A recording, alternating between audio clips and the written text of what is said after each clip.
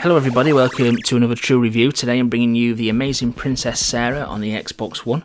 It should be out at the time you're watching this review. Unfortunately, pricing is not known at this stage, but fingers crossed it is priced sensibly.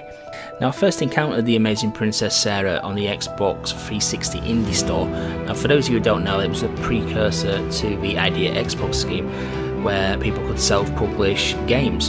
The games as a whole were generally rubbish, to be honest with you. There was an awful lot of poor games on there, but there were a few shining lights, and Amazing Princess Sarah was actually one of them that I managed to encounter just by chance. So it's moved across to the Xbox One now.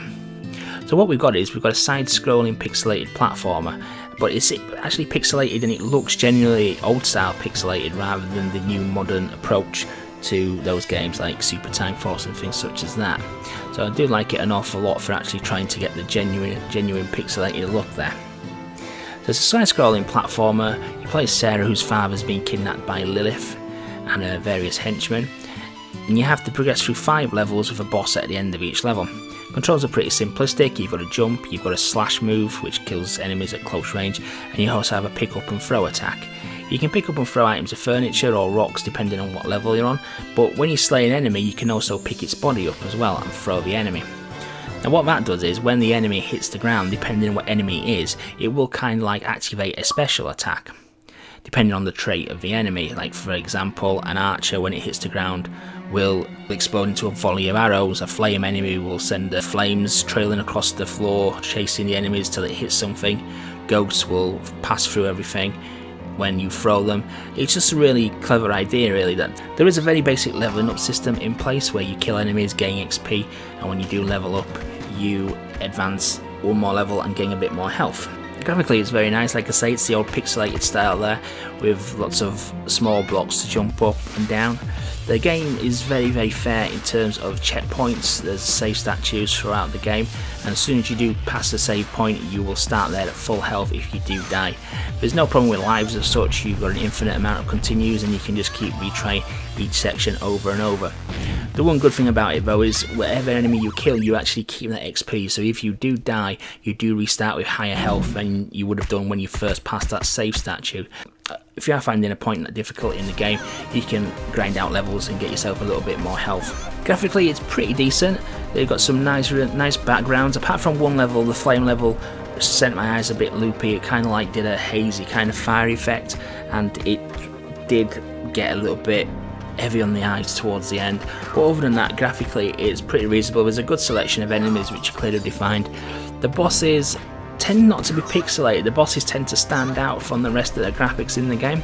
They are quite large enemies on a whole, and each boss is very different to one another, which is really good to see. There is only 5 levels to it though, so it is a pretty short game, but when you complete the game for the first time you get told you can't actually fight the final boss because you're not tough enough. I am actually currently working my way through New Game Plus at the moment, so I'm not sure if that is the end once you get through New Game Plus as well, because there is several difficulty modifiers you can unlock and I'm not sure how you unlock those as of yet. The first one unlocked completing the game for the first time. Sound wise, this is a bit of a strange one for me. I actually like the music in this game, but I think some of the music doesn't actually suit the game itself, if that makes any sense. But the musical tracks are nice enough. It's just the little bit of cohesion between the levels and the music. Some of the levels it doesn't gel well in my opinion. Achievement wise, it's actually quite an interesting list. I've not unlocked many of the achievements as of yet. There's literally one achievement for completing the game. The rest of them are situational achievements, and I've managed to only unlock 4 of them at the moment. There's one for getting an 8-hit combo, which is quite easy to do on one of the later levels. There's one for passing a save statue with only 1 hit point left. There's one for passing a save statue with full hit points. Then the other ones seem to rely on the difficulty modifiers. But yeah, I really did enjoy Amazing Princess Sarah. It could have been a bit longer, in my opinion, and some more things could have been added to the Xbox One version in view that it has been out for several years now. But as long as it's priced reasonably, this hopefully will do pretty well.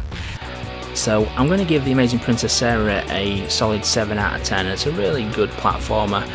It takes you back to the days of old where these platformers were quite prevalent, and It's a really interesting game, and you should get a few hours of entertainment out of it. It's definitely worth experiencing.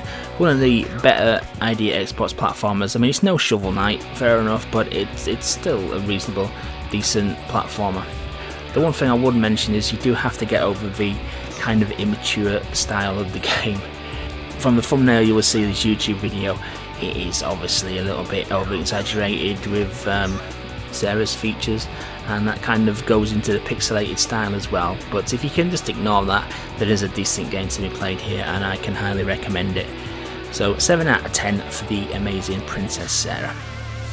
So thanks for watching, guys. Hope you enjoyed that review. Please remember to like, comment and subscribe, and do follow me on my various social media pages. It does really help me build the channel and get these reviews to you as quickly as possible. So thanks for watching, and I'll catch you next time.